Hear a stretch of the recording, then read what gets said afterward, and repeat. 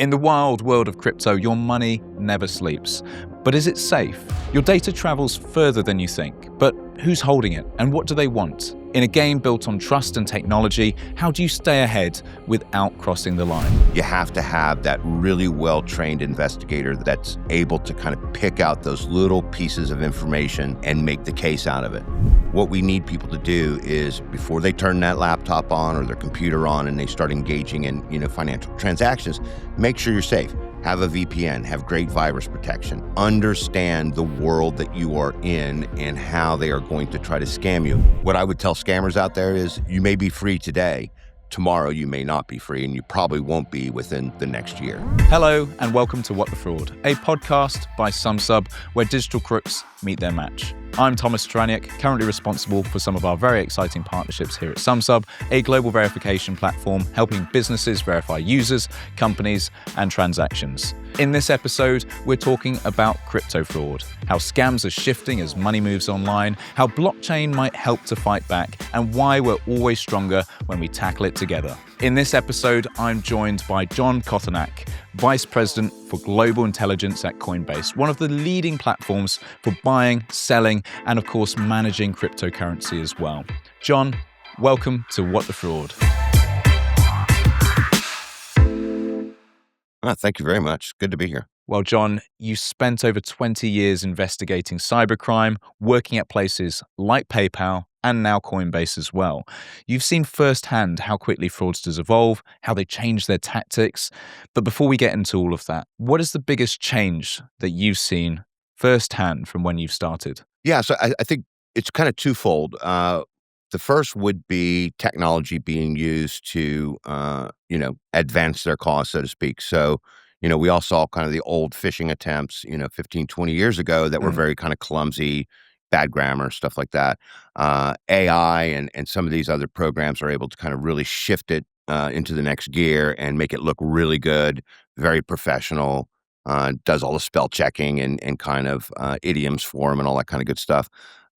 And I would say the second thing is they're working together. Fraud groups are working together. You're starting to see, fraud as a service. You're starting to see, somebody from Nigeria, for example, will be coordinating with somebody, pick two countries, pick 3 or 4 countries, and they will be working together and hiring each other basically to kind of take part of different areas or aspects of the scam. When we're talking about fraud, of course, it evolves over time, right? From your perspective, John, what does a modern fraud attack look like in the world of crypto? Talk me through it. Whether it's pig butchering or, any of the kind of scams where they get you on the phone or they get you engaged in text or emails and stuff, the first thing they're trying to do is drive urgency. They want you to be scared. They want you to be confused and kind of really alerted to a big problem. So that once they get you kind of in that mindset, it's much easier for them to kind of, drive you into the position that they want to do that in. So that is the big thing. And they're really, really good at it. And, for example, we're working groups now where they've hired, former customer service managers, and they've got software that looks like customer service software so they can replicate kind of, what a Coinbase admin page would look like, or, any other, pick an exchange.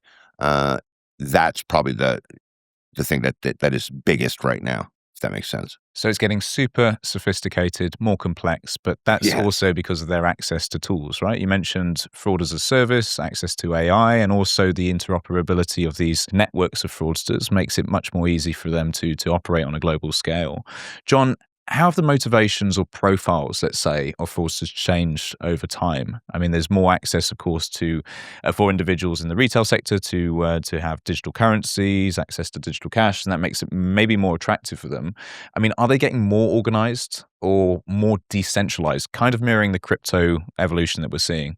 I think it depends on the group and it depends. So we do see where it's very organized. So you'll have folks at the top that are directing kind of almost like the Cosa Nostra kind of model of very, isolated cells of people that are handling, say the documents, document production or writing the scam script, stuff like that. So that's very, very organized. And then we see the others, which are, they're just kind of getting it as a service.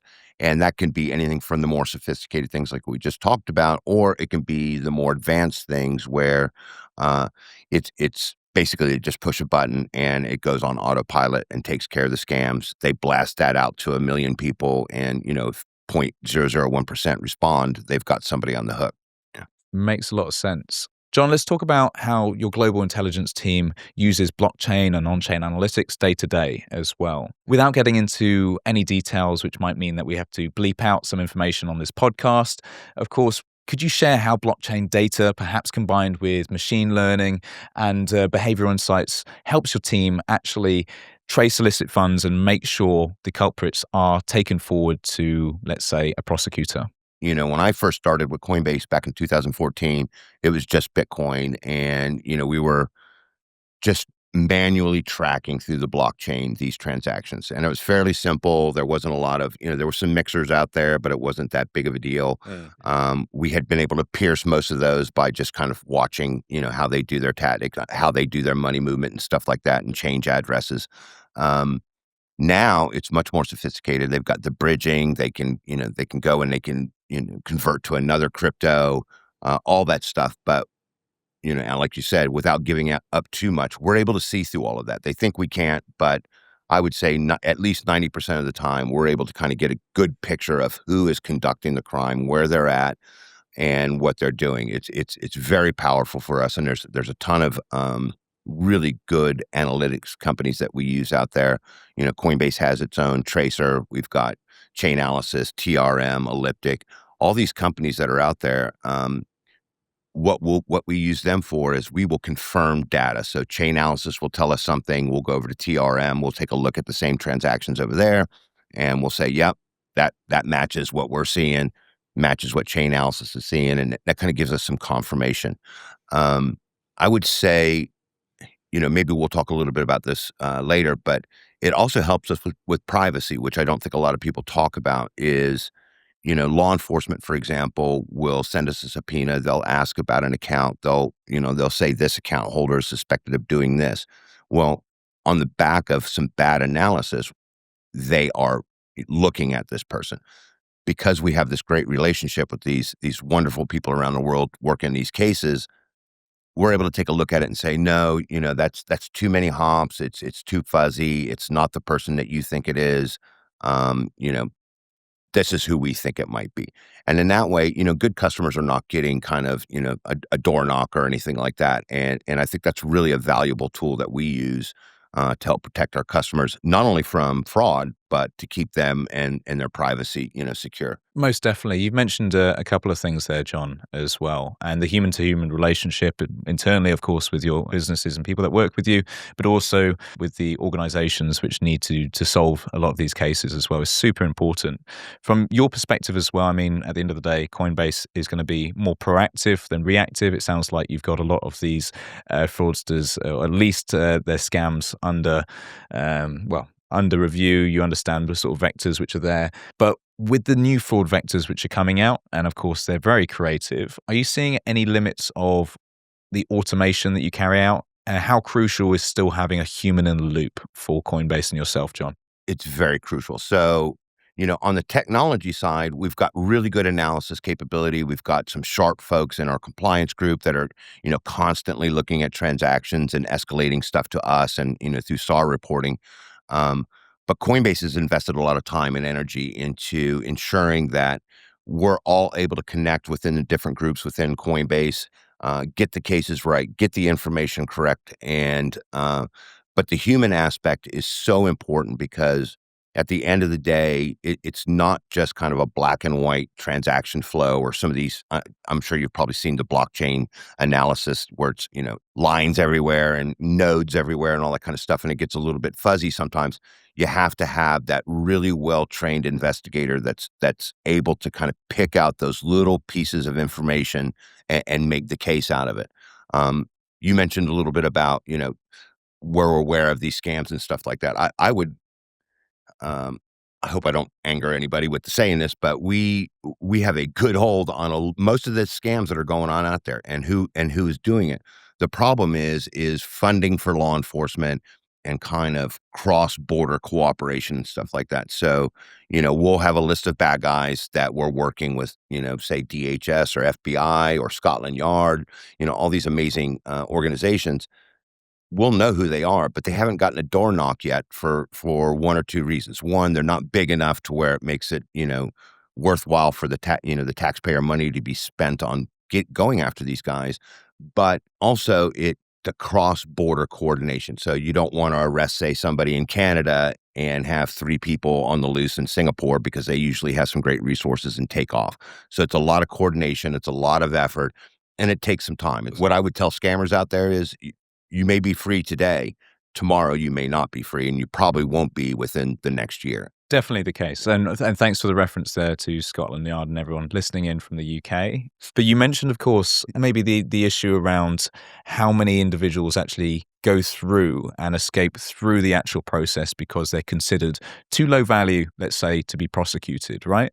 I mean, is this something which people or scammers are catching on with, whereby they're able to actually say, actually, there is a threshold for many companies out there, exchanges, where, of course, they won't cooperate with prosecutors on the basis that it's very small amounts, but these microtransactions that we're able to scam are affecting hundreds, thousands, millions of users, etc. Exactly. That's exactly the way it was. So, early on in my career, some 25 years ago, we would see bad guys on the West Coast they love to rip off or scam folks that were traveling to, say, California from the East Coast for vacation, credit card fraud, kind of simple fraud like that, because they knew it was going to be really hard to get that victim back from the East Coast back to the West Coast to testify. And so a lot of cases kind of fell apart because of that. Now with AI and all this technology we have, it's around the world. So we have to worry about this cross-border problem of, who's doing what, which part of this scam group are the leaders of it. Who do we really want to take into custody? Do they want to start at the bottom and roll folks up? Do they want to, get into the people that are actually profiting the most off of it? And then the other interesting thing we see is a lot of these scammers will take advantage of young folks, and these young folks will, they know that if they're under 18 years old, they will, get a much lighter sentence. So that's one of the ways they're able to entice these, younger kids. When you're 17 years old and somebody tells you, I can get you $1 million in a couple weeks. And if you do get caught, you're probably just going to get a little bit of probation. It's not going to be a big deal. That entices them into, helping these larger scale bad guys out. It's kind of diabolical if you think about it. Yeah. Regular listeners, by the way, John, of the What the Fraud podcast will know that we've recently had the team from Wise on, and they talked about how important it is to, of course, educate customers about fraud and bring them on the anti-fraud journey with you as a company and as a community of retailers. And I guess that's where your Consumer Protection Tuesday series comes in, encouraging your customers to build stronger habits day to day when they're interacting with digital services, and specifically digital services within the crypto industry as well, to protect themselves. Could you tell us a little bit more about that, John? Yeah, for sure. So this is really important to me, and I'm glad that we have folks like you that are kind of spreading the word out there. When I get in my car every day to go somewhere, I put my seatbelt on, I make sure my car's in good running order and all that kind of good stuff to make sure I'm safe. Same thing with being online. What we need people to do is, before they turn that laptop on or their computer on and they start engaging in, financial transactions, make sure you're safe. Have a VPN, have great virus protection, understand the world that you are in and how they are going to try to scam you. And that's what we hope with the Protection Tuesdays, is that folks will read these things and they will learn, and a little kernel of truth will pop into their head if they're being scammed. And we hear this quite a bit from customers, by the way, where they'll say, I read this on either Coinbase or another service, and it kind of rang a bell with me, so I didn't fall for this scam. That is the most important part, because we can change our tactics, we can change our analysis software, we can change the way we look at things, but bad guys are super fast. Many companies out there are kind of like these big battleships that are hard to turn. So, take a big space to turn, and they're very slow. Whereas a customer, as long as they're aware, as long as they're protecting themselves and not just kind of, well, my bank will pay me back or my credit card company will pay me back or I'm safe. If they're aware and they're alert any kind of little nuance or change into the scam techniques, they're going to pick up on it, and that's going to protect them in the long run and make their lives much better. Yeah. Most definitely. And trust in crypto, of course, is an essential facet of the direct to business to retail consumer relationship, right? It's something which is irreplaceable. It's like gold. And of course, customer education is just so important. So for everyone listening on the podcast today, we'll link all of the information in the show notes so that you can discover more around Coinbase's work. But even if you do all of that, sometimes the scammers, they're just too clever. They're evolving too fast, and they're able to spot the nuances of many different digital service providers to find the cracks and gain entry as well. If anyone was or fell victim to a scam, what should they do? Yeah, so I would strongly suggest the first thing they do, depending on where they're at, for example, here in the US, go to, local police, report it. If it's on Coinbase, let the detective know that we are going to be able to help them. They may never have worked a crypto case in the past, but by the time they're done, we're going to make them experts. We will provide the training. We will help them out. We will get them to understand the blockchain and be able to kind of do their own analysis of the evidence that we give them. The other thing is to report it to the FBI's IC3. And the reason you want to do that is because, as we spoke about earlier, you may have a situation where, it doesn't meet prosecutorial guidelines at the local or state level. But if IC3 gets a hold of it and they're able to link this bad guy, this case to another bad guy's case, and they can get a big enough, pot, so to speak, that will help them push for federal prosecution. And that is more likely to, get into some cross-border, arrests and stuff like that. Those are good things to do. If you're in Europe, report to your local law enforcement. Asia, same thing. Report it to your local law enforcement. No matter where you are in this world, if your law enforcement reaches out to us, we're going to be able to kind of help them out. We can implement this kill chain, and we can start reaching out to either our system and locking the crypto down, or we can start reaching out to our contacts and some of these other amazing companies and get them to help us out as well. We all have the same goal, and that's stopping the bad guys and stopping their ability to profit from their crime. So a lot of these companies, we're talking, we're working, we're together, and we're protecting our, the privacy of our customers. We're not sharing information that's going to, PII and all that kind of stuff. But it's very, very important for them to get law enforcement involved as quickly as possible. That way we can start that kill chain very, very quickly. If they want to go hire somebody later on to do it, that's fine. But first steps always go to law enforcement. Makes a lot of sense. And I wish, of course, when people are scammed or they're victim within one of these senseless crimes, that they actually do go and report it. Underreporting is, of course, an international issue that we do see. But one great thing that you have, I can clearly see at Coinbase, is these relationships with these prosecutors, international agencies which do want to do the right thing. And Coinbase recently worked with the US Secret Service to seize $225 million in stolen crypto. I mean, that's an amazing figure. And it's also a very exciting case, of course, as well. I mean, could you tell us a little bit about the story behind it, John? Yeah, so it started off as kind of a typical pig butchering case, and for the listeners who aren't aware of what pig butchering is, essentially, I think we've all probably gotten this text on our phones, and this is just one example, but you'll get a text on your phone saying, "Hey, Bob, this is Elaine from, so-and-so. I've just landed at the private airport. I've gotten off my private jet, and I don't have my ride here. What's going on?" And we're mostly nice people, and we'll respond back and say, "Hey, Elaine, you got the wrong number," or whatever. And they'll come back to you and say, "Well, wow, thanks. You're very nice. I really appreciate it. Can we start talking and be friends because you're such a good person?" And, there's a lot of lonely people out there, or people that just, enjoy conversating with others, and they will respond to it. And next thing you know, they are being enticed into, investing in crypto because they've gotten in your head that they're flying on a private jet, or they're riding in a limo, or any, pick an inexpensive thing. They've already gotten it in your head that they are wealthy and they have made money and they must be really good at making money and they're going to help you get money. And it's never the case. It's always a scam. We spent a lot of time. We got a lot of help from, our counterparts within Coinbase, our compliance folks, special investigations, all these other teams that work together with us. And also, the other companies, the other exchanges where this crypto went to, Gemini, Binance, some of these other folks out there. And we were able to kind of work together and get a great evidence package with law enforcement. They were able to find a great deal of the crypto that's been stolen, still just a small portion, but it was great. And they have seized that $225 million.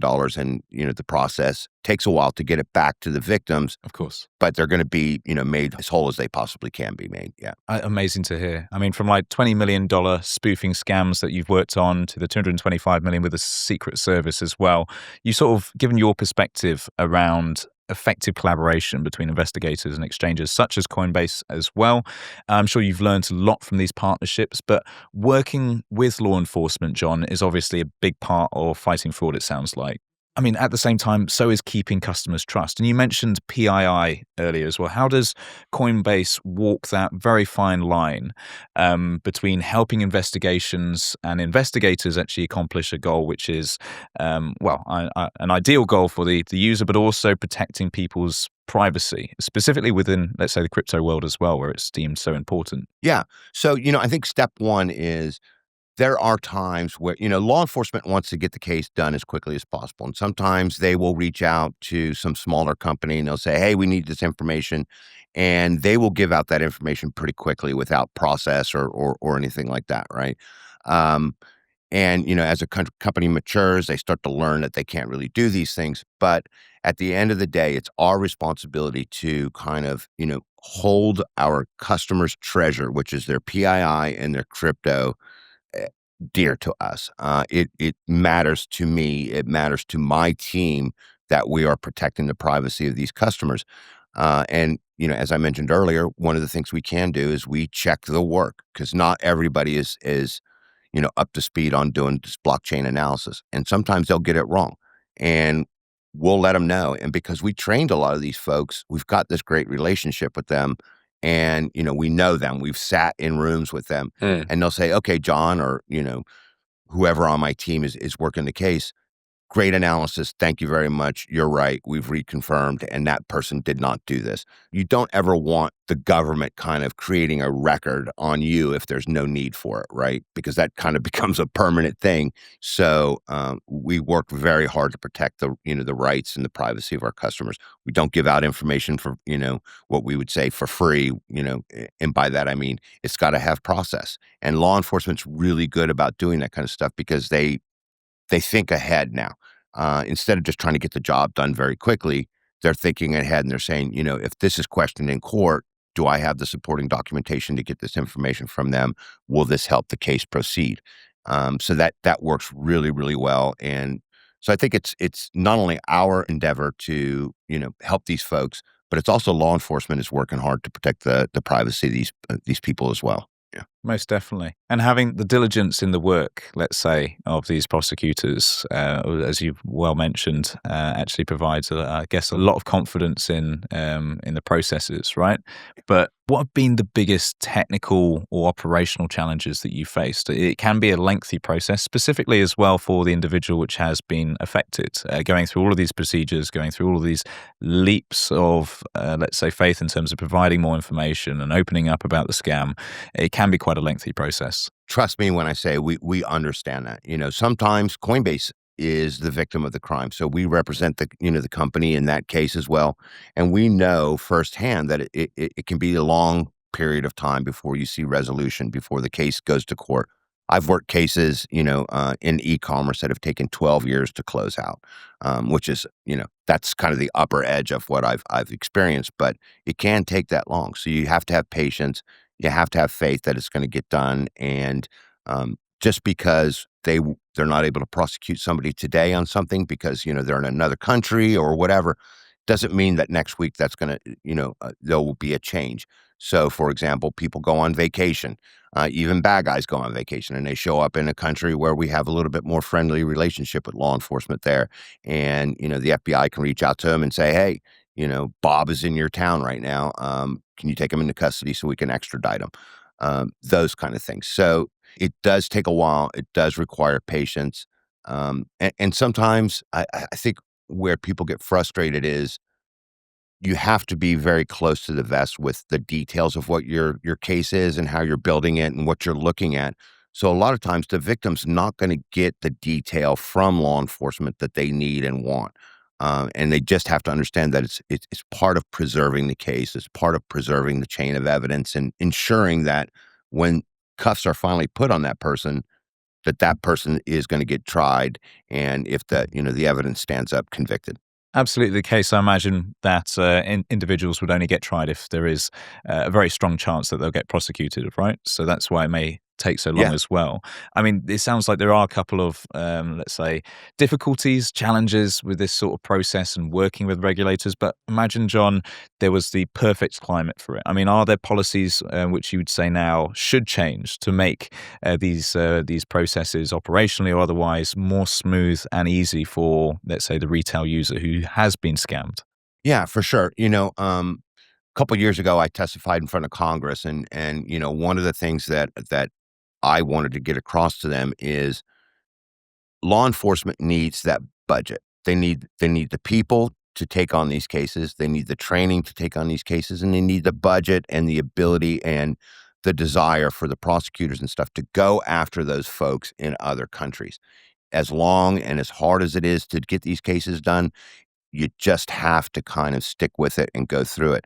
So that to me is the biggest challenge right now, is ensuring that law enforcement has the tools and the motivation to be able to go across borders and put their hands on people with the help of, local law enforcement. So yeah, they just have to have the ability to do it. And it's not the law enforcement want to do it, the prosecutors want to do it.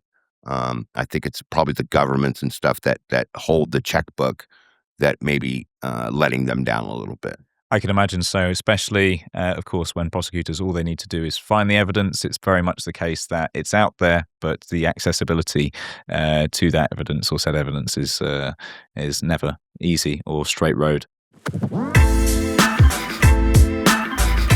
It's worth noting that crypto companies today face more pressure than ever. They have to prevent fraud, comply with AML rules which are evolving, and still keep user onboarding fast and seamless. And to help exchanges and also Web3 projects stay compliant, catch fraud in real time, and keep conversion rates high, we've designed our crypto identity verification solution, trusted by 8 out of 10 leading exchanges, to drive compliance, security, and growth. The solution combines everything in one place: user verification, which handles millions of checks daily, and reusable KYC, so returning users don't have to start over. For institutional clients, there's business verification with automated registry checks, UBO verification, and AML screening, while transaction monitoring flags suspicious crypto activity in real time. It also supports travel rule compliance, connecting with over 1,800 virtual asset service providers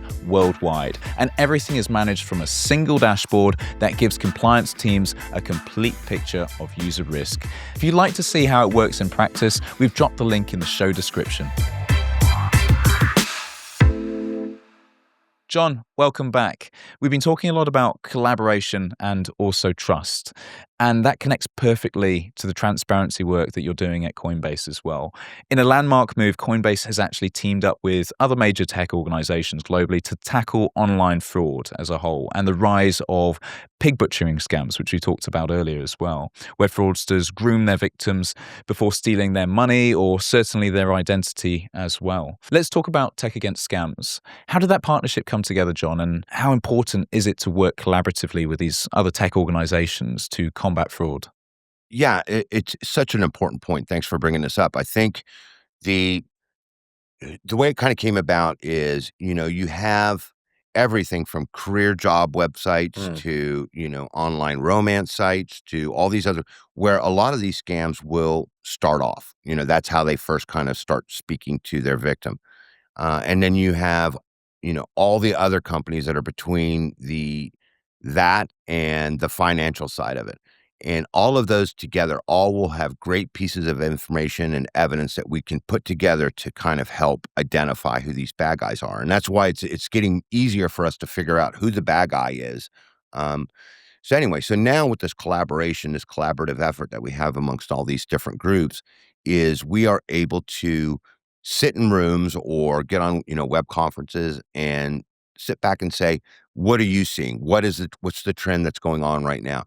Do you have anything involving this crime? Do you have anything involving this, this potential scam out there? And when you get a bunch of smart people, people far smarter than I will ever be on a call and they're hearing things and they're talking about it and engaging with each other, it rings bells. And you'd be surprised at how many times those conversations lead into big efforts. And that's probably the best part about it is learning from the other companies, collaborating with them, getting the information that they have and ensuring that law enforcement has it in their pocket when they go and make that arrest and, ultimately on to trial. 100%. Innovation doesn't happen behind closed doors, right? You all need to come together, put your heads together and solve problems. And that's what I love about the fraud space, and hence why we have the podcast, is that we can talk about these subjects openly. I mean, it's a real balancing act from what it sounds like with yourselves as well. You're managing the relationships with the prosecutors and these international agencies from UK, America and beyond, all the way to the tech firms that you're working with as well. And this is all whilst maintaining trust and that balance with customers, retail customers who expect private information to stay exactly that, private. And that's super important. I know for the last 6 years, Coinbase has been publishing the transparency reports, which provides your customers the data about requests you've made from government agencies and law enforcement. John, why is publishing that report every year such a priority for Coinbase as a whole? One thing that you will see with customers or kind of the public in general, and I'm sure you guys talk a lot about this when it comes to privacy, is there's a lot of misinformation out there. There's a lot of stuff out there that's just simply not true. We want the customers to see the truth. We want them to see who's asking about information. So it's not, my team, we are not dealing with, law enforcement that's reaching out and doing phishing expeditions. They're not going out on the blockchain and saying, wow, that's a big wallet. They must be doing something wrong. Let me get information about it. What they're doing is they're tracking criminal activity to these wallets and these addresses. And by sending us a subpoena, we've got great case management. We're able to kind of keep all that data secure between us and them, secure methods of sending it to them. And the transparency report just kind of, I hope, gives customers that bit of extra information so they can say, look, I can conduct business on Coinbase. I can do transactions. I can save for my future and make a better life for me and my family. And Coinbase is not giving over my information. My team, Coinbase cares about, the movement of crypto and all that kind of stuff. That's our job. That's what we do. My team additionally cares about your privacy and the benefits that provides to you. It's kind of sacrosanct to my group, and we do a lot to protect it. And I hope the transparency report is just one way that they can kind of get a little bit of, view into what we do on a daily basis with law enforcement. Well, I think it's the right route to go down as well, John. We say it time and time again here on the What the Fraud podcast. Trust matters, and of course, privacy matters. For many, the idea of converting hard-earned money into a currency you can't see or hold, it just may feel risky. So, John, what's the most common fear from your perspective or misunderstanding that you encounter from people who just don't trust crypto yet? Yeah, so I think one of the things is that the idea that it is anonymous, that it's only used for criminal activity, the reality is that just a very small percentage of the crypto volume out there is related to criminal activity. It's, we're doing so far much better than I would say fiat and some of these other forms of, moving wealth around the world. The other part of that is that people feel like if they make a mistake or whatever, that it's going to be a, kind of a terminal mistake. So what that tells me is that customers need to slow down, take a little bit more time and ensure that they are accurate with everything they do. I've seen people lose a great deal of money, for example, when doing a crypto transaction and they've got it to where it's saved to where, the first 3 characters they type in, that an address that they've typed before comes up and they're like, oh, that's my address. I'm not going to go do the rest of the alphanumeric thing. I'm just going to send it to that. And it's the wrong address. So I would say, the ability to track crypto on the blockchain ensures that it's not anonymous. It is going to actually give us some really good leads on who the bad guys are. I would say in many cases, we know who is at the end of that trail because they have to, for them to kind of get that gain from it, they're going to need to cash it into, go through another exchange or go through some other method to get fiat currency for it. And many times they're going to have KYC done on that side. They're going to know who the bad guy is, or they're going to get somebody to, open up an account for them and be a money mule. But we're going to eventually track that down and find out who's behind that transaction. So um, I think the other thing I would like customers to know about crypto, and maybe this will, lower some of the anxiety about it is imagine your bank transactions and everybody in your family was there and not changeable. And it was from the very first transaction to the last transaction you do in your life.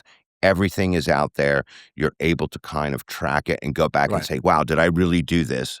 That is a very, very powerful tool with crypto. And just in general of protecting our customers is that blockchain's not changing. It's going to stay there and it's going to be there forever. And, we're collecting information off of it. 100%. The immutable factor of course, may allow people to feel a little bit more comfortable, and especially if there's KYC at the off ramp or when they're able to actually turn their digital currency back into fiat is super important. The idea is, of course, making sure that it's in a timely manner, right? I guess when it comes to scammers, thinking that they can get away fast might be a tool at their disposal. I have another question for you, John, as well. I mean, what do you make of the decline in law enforcement requests, 18% over the last year? I mean, is it a positive sign or a negative sign, or does it reflect something else entirely? I think there's a couple factors out there. I think one, um, law enforcement is able to be a little bit more targeted now, especially with the analysis tools and all the good folks out there that are helping Mm. law enforcement kind of find their way through the blockchain. I think instead of sending seeing 4 or 5 addresses that may be suspicious to them or might be part of this scam, they can focus on the one that really is part of that. So it is a more targeted, more logical kind of approach to investigating crypto crime. I think that's the big one. Another one might be budget, kind of political thrash and all that kind of stuff that we see going on. That interferes a little bit. That slows some process down. But, ultimately, law enforcement's coming after you. And what makes me really, really happy, there's 2 things about this. One, we've got people like you and your podcast. We've got people on X and all these other platforms where because they can look at the blockchain and they can follow these transactions, we get so much help and so much information from the public out there. I love seeing that people involved in crypto are taking steps to ensure that others are safe and others are protected, and they're doing their own kind of investigative work out there.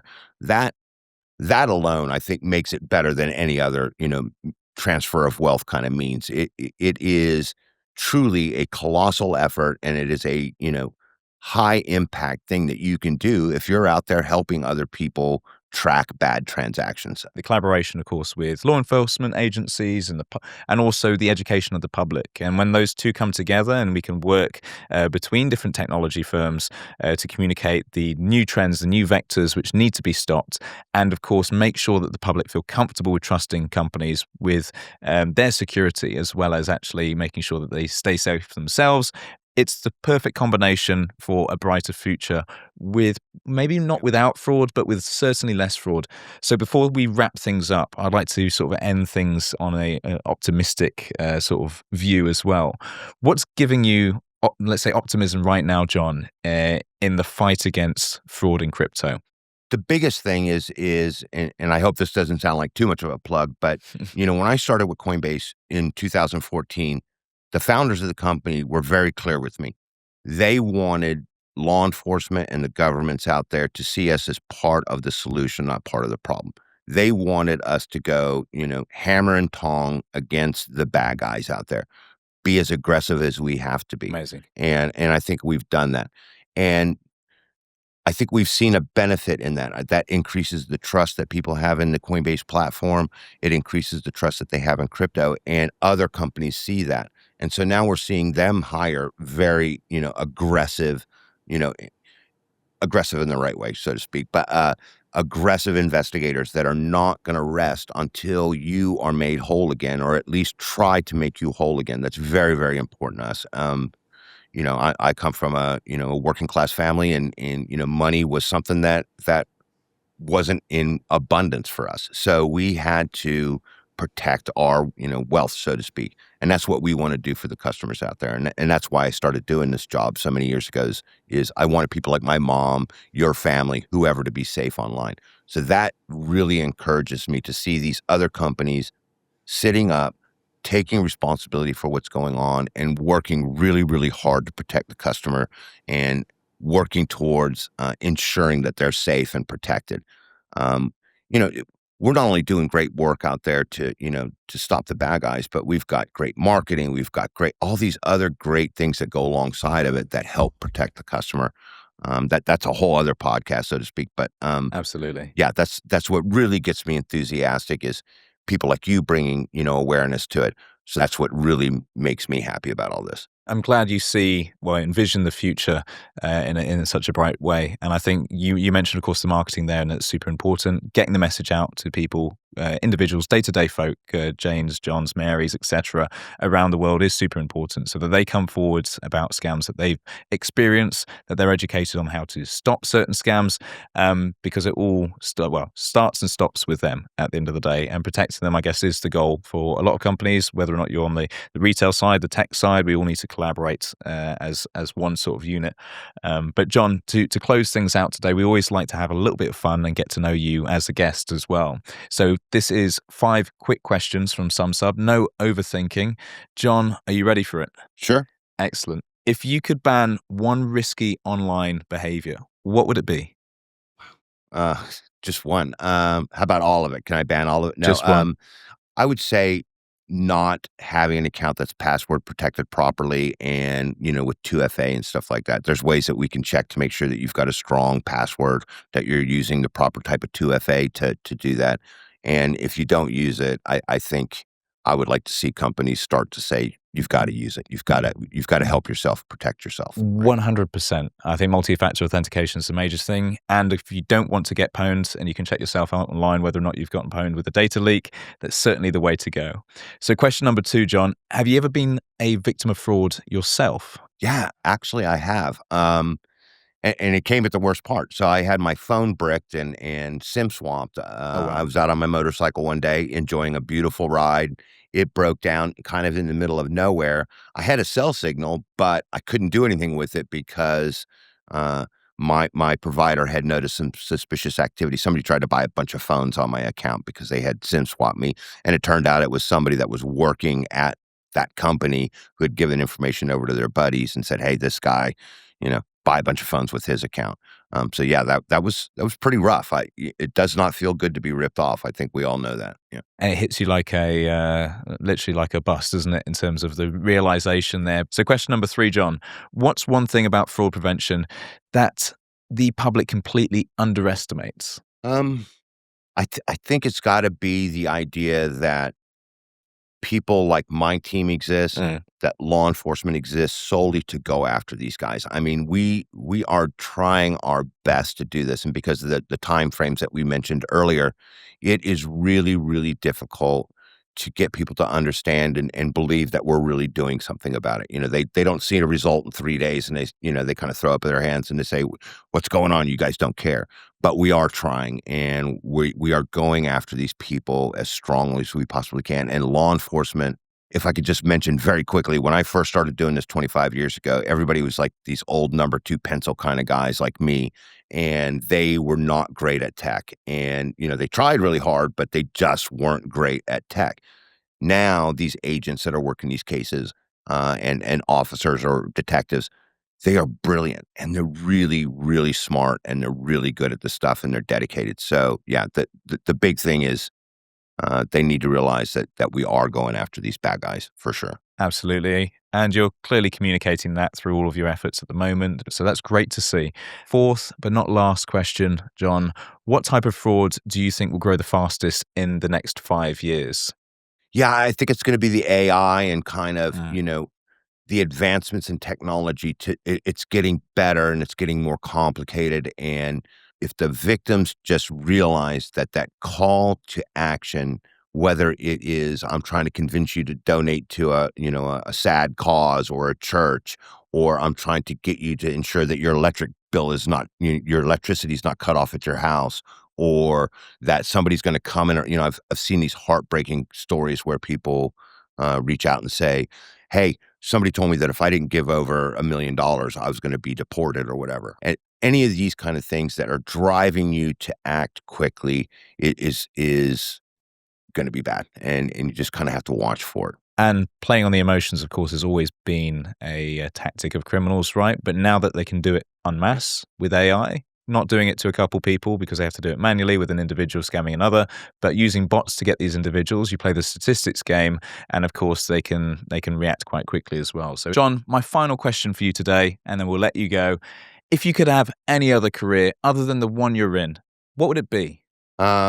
Those really tall cranes that are like that help build Principal Tower and all these really amazing buildings in London. Yeah, I would love to be one of those big self-erecting crane drivers. That would be the perfect job for me. I would love it. I've always wondered how those cranes get set up by themselves as well. Usually massively taller than the building itself. Yeah, they've got these systems that, lift a section of it in, they put another section in there, and they drop it back down, and it's, 20 feet taller. It's just amazing. I love it. Yep. Oh, amazing. It's like a play set for adults, isn't it?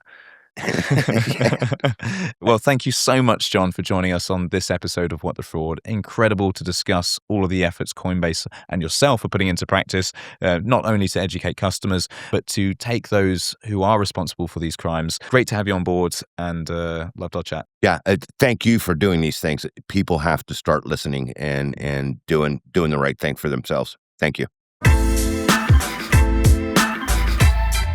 If you've enjoyed today's chat with John, make sure to hit follow wherever you get your podcasts. And if you can leave us a review, we'd love to hear your thoughts. It also helps more people find the show and learn how to avoid the latest scams. On the next episode of What the Fraud, we dive into the rapidly evolving world of delivery services, uncovering the tricks, traps, and tactics used by fraudsters in this fast-moving industry.